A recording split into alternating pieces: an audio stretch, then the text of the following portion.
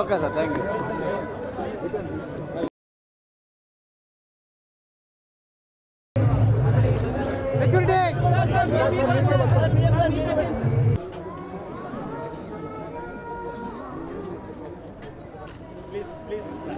విజయం నిశ్చయం రాని ఒక కవివరేణ్యుడు చెప్పినటువంటి మాట మనవి చేసుకుంటూ నిత్య స్ఫూర్తి ప్రదాతగా చైతన్యశీలిగా మనందరికీ తెలుసా పరిస్థితులకు తగ్గట్టుగా తరాలకు తగ్గట్టుగా నిరంతర ప్రజాసేవే పరమ లక్ష్యంగా. గుంటూరు అంటే గుర్తొచ్చేది ఘాటైన మిరప, గుంటూరు మిరప.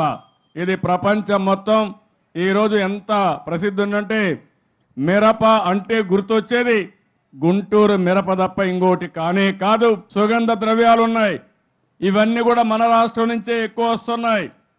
మిరప అయితే 62% మన దగ్గర నుంచే వస్తా ఉంది.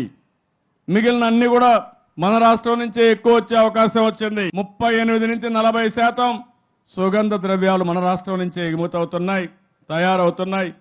అలాంటి సందర్భంలో నిర్మలా సీతారామన్ గారు రావడం, దీని అభివృద్ధి కోసం ముఖ్యంగా ముందుకు తీసుకుపోతున్నారు.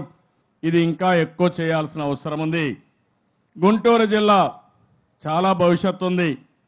ఒక పక్క నేను ఒకటే మిమ్మల్ని కోరుతున్నాను, ఈరోజు ఒక పక్కన మిరప ఉంది, ఇంకో పక్క పసుపు ఉంది. ఓసారి రెండుకి మంచి రేటు వచ్చే పరిస్థితి ఉంది. ఈ రెండు కానీ సరిగా చేయగలిగి ఇంకా ఒక పక్క పత్తి కూడా ఎక్కువ పండిస్తారు. ఇలాంటివన్నీ కూడా మనం బాగా పండించుకోగలిగితే మంచి విలువైన ధర వస్తుంది. ఈ విషయం మీరు గుర్తుపెట్టుకోవాల్సిన అవసరం ఉంది.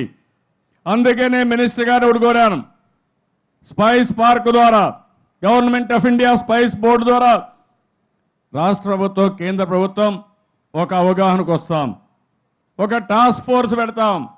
కేంద్ర ప్రభుత్వం ఎంతవరకు సహాయం చేయగలిగితే ఆ సహాయం తీసుకుని అవసరమైతే ఎంత డబ్బులైనా ఖర్చు పెట్టి గుంటూరు జిల్లాలో మిరప వ్యవసాయాన్ని బాగా ప్రోత్సహించి ప్రపంచం మొత్తం మెచ్చుకునే విధంగా ఈ మిరపని ఎగుమతి చేస్తామని చెప్పి కూడా నేను మీకు తెలియజేస్తున్నాను.